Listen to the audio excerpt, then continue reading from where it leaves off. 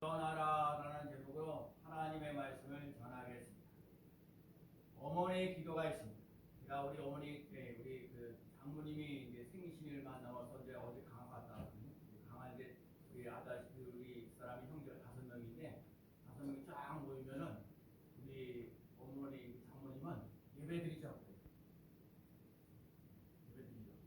예배드리면 사람들은 그냥 찬송 부르면 되는데 나는 설교 준비해야 돼요.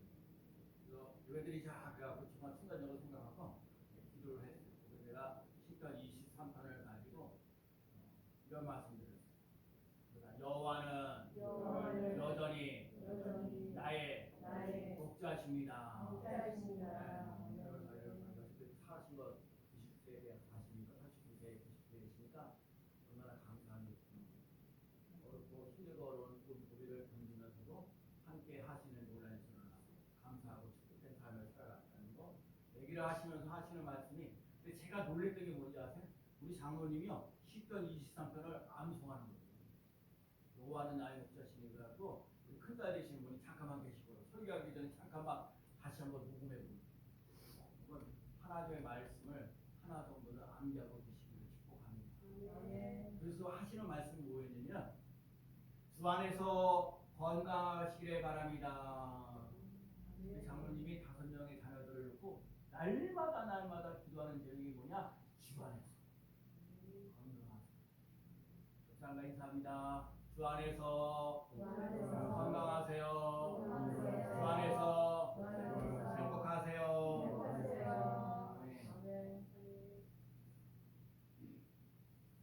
사실 이 장로님 기도 많이 새벽기도 더 빠지잖아. 어머니의 기도가 있어요. 어머니의 기도는 땅에 떨어지지 않네. 어머니의 기도는 자녀를 살게 하네. 어머니의 기도는 반드시 응답받으리. 어머니의 기도는 기적을 일으키네. 눈물로 뿌린 기도의 씨앗, 눈물의 기쁨의 열매로 거두리. 눈물로 씻는 기도의 씨앗, 하나님 기억하리. 하나님의 그 어머니의 사랑과 기도로 먹고 사는 점입니다. 아들을 믿고 살았던 나인성의 어머니가 아들이 먼저 죽었어요. 여러분, 부모보다 먼저 자식이 죽었던 경험을 해보셨습니까? 우리 어머니가 그래요. 우리 어머니가 큰아들 참선인데 군대 가서 갔는데 탈염병이 이렇게 나와서 그래서 막 탈염이 초과도 나와가지고 그래서 그 돌아가다가 우리 탈염병 위험을 총으로 쏘는 바람에 1979년 2월 1일 날 죽었어요. 숨겼어요. 제가 기억합니다.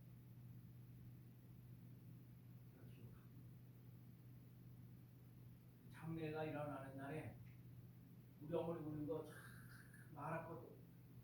아니요, 우리 아버지가 그때 울었던 걸 내가 처음 기억해요. 우리 아버지가 이렇게 눈물을 많이 흘리면서 우리 상섭이 큰아들이 죽은 거에 대해서 얼마나 눈물을 쏟는지 기도 말할 수 없어요. 근데 여러분 아다시피 우리 형님, 큰형님이 나라에 대해 순교를 하면서 나라에서 나오는 그것 때문에 우리 어머니가 요양병원에 계시면서 아들은 죽었는데 아들 장남으로 하고 있어요.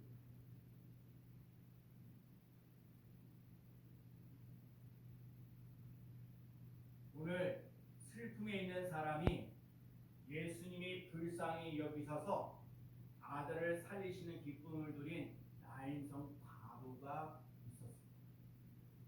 불쌍히 여기셨습니다. 울지 말라고 얘기하셨습니다. 예수님은 왜 하필 그 과부를 불쌍히 여기셨을까요? 예수님을 만나기 전에 수많은 문제를 안고 살아갑니다. 사람은 하고 계십니다. 사람은 수많은 문제를 안고 살아갑니다. 물어보면 12절 말씀에 잠깐 보면 뭐라고 얘기를 하셨냐면 12절에 성문에 가까이 이를 때에 사람들이 한 죽은 자를 메고 나오니 이는 한 어머니의 독자요 그의 어머니는 과부라 그 성에 많은 사람도 그와 함께 나오거늘. 오늘 이 여인이 인생의 소망을 가지고 있었던 외아들 지금 과부예요. 남편이 먼저 돌아갔어요. 그래갖고 지금 외아들을 갖게 그러니까 과부인데 그 아들 하나 보고 아들 하나를 바라보면서 살았어요. 아들에게 그 소망이 많은 거예요. 아들이 기쁘면 나도 기쁜 거거든요. 그래서 아들만 소망을 보는 거야. 아들만 바라보면서 살았던 거예요. 그런데 그 아들만 바라봤던 아들이 죽었으니 그 어머니에 갖고 있는 소망이 있었겠냐고. 그러니까 아들이 죽었다는 얘기는 모든 소망이 빼앗겼다는 거예요. 내 인생이 내 마음대로 되는 게 없어요. 내가 내 계획한 대로가 이루어지는 것이 안 돼요. 아무리 좋은 계획, 좋은 목표가 있어도 예수님 없이 살아가는 것은 헛된 소망이고 헛된 삶이 될 수밖에 없어요. 내 나름대로 계획을 세웁니다. 20대에 공부를 열심히 하고 30대에 대해서 결혼도 하게 되고 40대 돼가지고 부장동도 되고 집 사고 50대에 대해서 부장도 되고 60대에 대해서 은퇴하고 그 다음에 좀 시간도 여유가 있으면 또 실력이 있고 그러면 골프도 치러 다니고 막 그렇게 되는데 그렇게 계획한 대로 되냐고. 내 인생이 내 마음대로 안 돼.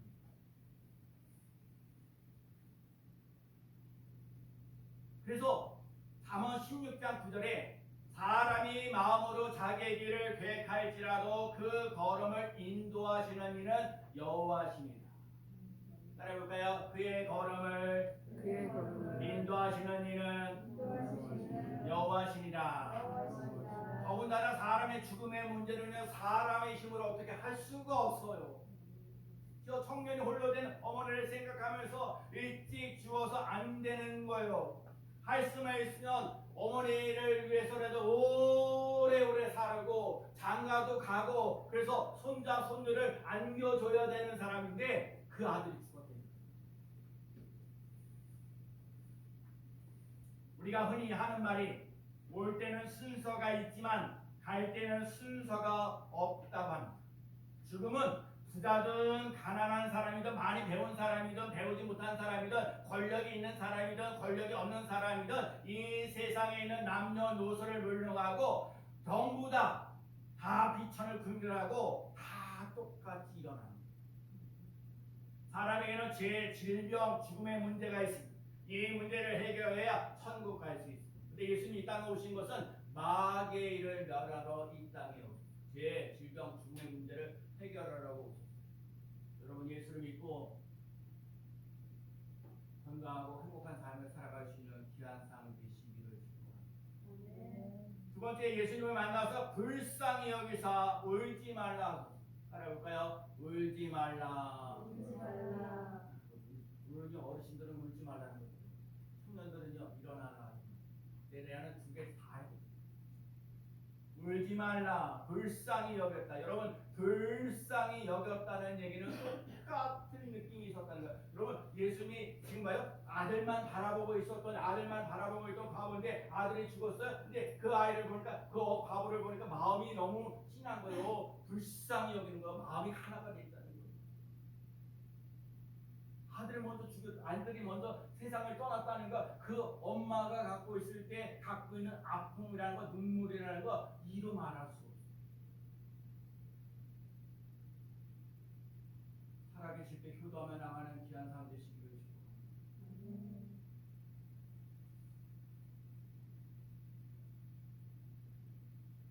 그래서 불쌍히 하나밖에 없는 외아들을 잃어버린 과부의 그 아픈 심정을 예수님이 똑같이 느끼셨어요. 불쌍히 여기셨어요. 너무나도 힘들고 외로워요. 남편도 아내도 부모도 몰라줘요. 혼자 외롭고 정말 벌어진 존재같이 느껴요. 그러니까 여러분 아픈 속에 있을 때 주께서 나를 여러분 제가 60몇 년 동안 이렇게 살면서 왜 안 아팠겠어요? 여러분들도 지금 인생을 살면서 나는 남 모르게 아픈 아픔이 좀 말할 수 없잖아요. 말 못하는 아픔들이 있잖아요. 근데 하나님이 예수님이 성령님이 우리를 불쌍히 여겨주시는 그리고 하시는 말씀 울지 말라. 울지 말라는 말은요 꾸짖는 얘기가 아니요 이 여인에게 갖고 있는 마음을 바꾸어 주겠다는 거예요. 여러분 예수님이 여인을 향해서 울지 말라는 것은 이 여인의 고난과 절망과 죽음의 현실에서 예수님을 바라보면서 기쁨과 소망과 생명이 있는 삶을 살아가는 거예요. 오늘 여러분과 제가 힘들고 어려워서 고달퍼서 불쌍히 여기면서 하시는 말씀이 울지 말라. 정말 인사합니다. 울지 마세요. 단순히 울지 말라는 얘기가 아닙니다. 그 울음 속에 저편에 있는 절망과 죽음의 끝에서 가지 말고 내가 너에게 준 희망과 기쁨을 가지고 예수님이 위로하시고 희망을 주는 얘기를 들으며 나가는 귀한 삶 되시기를 축복합니다. 이 세상에 살면서요 울지 말라는 거 하도 울 수밖에 없는 거 아시지요? 눈물 나고 아프고 눈물 나고 내 가정, 내 형편, 내 육체, 내 재정의 상태만 힘들고 어렵고 고달픈 거 많아요. 하고 싶은 일도 많은데 잘 안 돼요. 눈물 난 일이 많아요. 그러면서 그 예수님께서 이 장례 행렬을 가고 있는데 예수님이 그 장례의 관을 보면서 관을 만지사. 여러분 이 만지시라는 말이 얼마나 귀한지 몰라. 나 힘들고 어려울 때 누가 터치는 내가 그 마음 알아. 자식 먼저 보낸 사람의 위로는요 먼저 자식을 보내고 살아가는 그 사람을 만났을 때 그 손 한번 잡아줄 수 있는 위로가 돼요. 여러분 자식 때문에 눈물 나지? 부모님 때문에 눈물 나지? 아프고 힘들고 어려운 이웃들을 그리스도의 사랑으로 품고 나가는 귀한 삶 되시기를 축복합니다. 우리의 인생을 살면서 형편을 바꿀 수가 없어요. 사람들이 위로할 수가 없어요. 우리들이 가지고 있는 한계, 돕는 것도 한계가 있어요. 오늘 여러분에게 울지 말라고 하시는 예수님을 바라보며 나가는 귀한 삶 되시기를 축복합니다. 우울하고 답답하고 힘들고 어려운데 울지 말라고 말씀하고 계시는 예수님을 바라보면서 소망이 넘치고 기쁨이 넘치는 삶을 살아가시는 삶 되시기를 축복합니다. 여러분 부모님 잘 못 만날 수 있어요. 배우자 잘 못 만날 수도 있어요. 정말 우리에게 길이요 지혜요 생명이신 예수님을 잘 만나는 삶을 살아가시는 삶 되시기를 축복합니다. 우리들 삶 속에 관을 갖고 절망하고 작설하고 있을 때 그 절망은 기쁨으로 바뀌어주는 놀라운 역사 일어날 줄로 믿습니다. 그래서 삶이 형편이 힘들고 어려울지라도 오직 예수님께서 나의 문제를 터치되어지는 역사가 일어나는 귀한 삶 되시기를 축복합니다. 예수님의 터치가 되면 절망이 희망으로 해볼까요? 절망이 희망으로. 아멘. 여러분에게 희망이 있으십니까? 여러분 절망하지 말고 희망 넘치는 귀한 삶. 그다음에 그러면서 하시는 말씀이 오늘 뭐라고 말씀하셨냐면 예수님은 일어나라 말씀합니다. 일어나라. 예수님이 우리를 보시면서 만지기만 하지 않았어요. 죽은 자를 향해서 뭐라고 얘기했냐? 일어나라. 예수님이 일어나라는 말은 뭐예요? 썩어져 가고 있는 저는 성경 보다가 요한복음 11장에 보면 나사로 죽은 지 오래 사흘이 지났는데 그 무덤가 앞에 가가지고 예수님께서 하시는 말씀에 나사로야 나오라. 나는 그게 너무너무 감동스러워. 개인적으로 나는 그 죽은 나사로를 보면서 나사로인데 뻘이 죽은 뒤에 3, 4일 지났는데 곧 지나가는데 그 죽은 나사로를 향해서 예수님이 하시는 말씀에 나사로야 나오라. 아니 죽었는데 나사로야 나오라. 여러분 그 느끼는 감동이 있어요. 아무리 절망하고 좌절하고 힘들고 어렵고 고달프어도 예수님이 하시는 말씀이 나오라는 거예요. 나사로야 나오라. 그다음에 죽은 나이로의 딸에게도 달리다고 소녀야 일어나라. 여러분 성도들의 나사로야 나오라. 달리다고 소녀야 일어나라. 잘 알고 있는 이사야 60장 1절에 일어나라 빛을 발하라 이는 내 빛이 이르렀고 여호와의 영광이 내 위에 임하였습니다. 여러분 일어나시길 바랍니다. 그리고 제가 오늘 젊은이들이 오늘 청년주일이라고 하는데 오늘 그래 오늘 와서 고등학생하고 청년들이 있어요. 너무 감사해요. 나이가 드셨다 하더라도 여러분 제가 그랬어요. 여러분 나이가 들었는데 여러분 20대 30대 가면 뭘 하시겠어요? 근데 여러분 내 나이가 70대가 60대 되고 70대 되고 80대가 된다 할지라도 여러분 청년처럼 살아가는 귀한 삶 되시기를 축복합니다. 물론 건강하셔야 꿈이 있으셔야 오늘 일어나라는 마태복음 17장 7절에 예수께서 나와 그들에게 손을 대시며 이르시되 일어나라 두려워하지 말라. 여러분 일어나라는 말 속에는요 하나님의 권세, 하나님의 능력이 많아요. 여러분 그에게 뭐야? 일어나라 하는 말은요 하나님의 능력과 함께 하시는 삶, 하나님의 권세와 함께 하시는 삶을 살아가는 귀한 삶 되시기를 축복합니다. 관계 단절, 취업 실패, 신앙의 진체 여러 가지 어렵고 힘들고 어렵고 고달픈 게 많은데 일어나라 그런 거요. 일어나라라는 말 속에는 삶의 새로운 방향이 있다는 이게 안 되잖아요. 절망하지 마세요. 또 다른 길이 있어요. 이게 길만 여기만 있는 게 아니에요. 다른 길에 예배하듯이 인도하신 게 있어요. 그러니까 절망하고 좌절하지 마시고 일어나세요. 예배 가운데 그 말씀과 기도로 그 음성을 들을 수 있어요. 오늘도 울지 말라 말씀하셨어요. 일어나라 말씀하셨어요. 울지 말고 일어나는 삶 되시기를 축복합니다. 예수님이 불쌍히 여기신 것처럼 우리도 죽어가는 친구들 곁에 함께 서서 불쌍히 여기고 함께 일어나야 합니다. 제가 지난번에 우리 손학규 목사님이라는 분을 한번 만났는데 손학규 목사님 좀 순천에서 큰 교회 목사님이에요. 우리 후배들이 와갖고 뭐라는 얘기를 했냐면 목사님 어떻게 하면 교회가 부흥할까요? 그랬더니 그분이 하시는 말씀, 목사님 하시는 말씀이 부흥한 경험을 해본 사람이 부흥할 수 있어. 그래서 제가 가만히 김성 목사는 언제 부흥해본 경험이 있을까? 교육조사 했을 때 여러분 그 필리핀에 가 있는 우리 김은성 목사님과 제가 8명 그때 30명을 가지고 3개월 만에 제가 100명을 만들었거든요. 그때 교사 8명 있었거든요. 와, 하나님 교회가 30명인데 교학교가 30명인데 100명이 늘어났던 이유가 그게 내가 오늘 되는 게 아니라 이거 같이 함께 있었던 사람. 그래서 내가 하나님 그 전에 수면으로 기도할 때 하나님 나에게도 8명이 있게 하셨어요. 여기 8명에 요한이, 요술이, 영진이, 수에, 은서, 유진이 여기 있는 집사님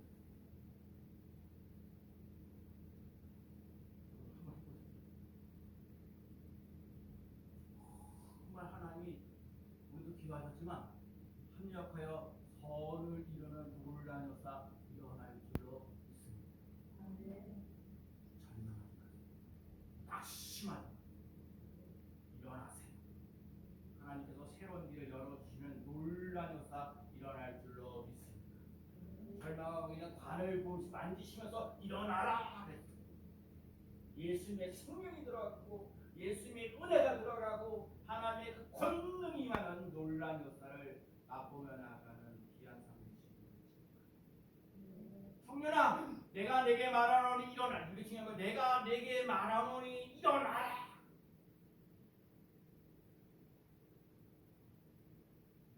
여러분 앞에 와서 권양선아, 절망하고 낙심하지 말고 일어나라.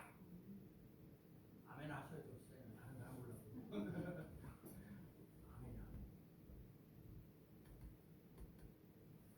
내가 내게 일어나, 내가 내게 말하노니 일어나라. 새로운 삶의 회복을 주시는 놀라운 역사 일어날 줄로 믿습니다. 아무개 집사, 아무개 권사, 아무개 성도, 아무개 청년, 아무개 학생 일어나십시오. 다시 일어나십시오. 절망에서 희망으로 바뀌어지는 놀라운 역사를 맛보며 나가는 귀한 삶 되시기를 축복합니다. 과부에게 예수님이 울지 말라. 장례식장에 관을 향하여 청년을 향해서 일어나라.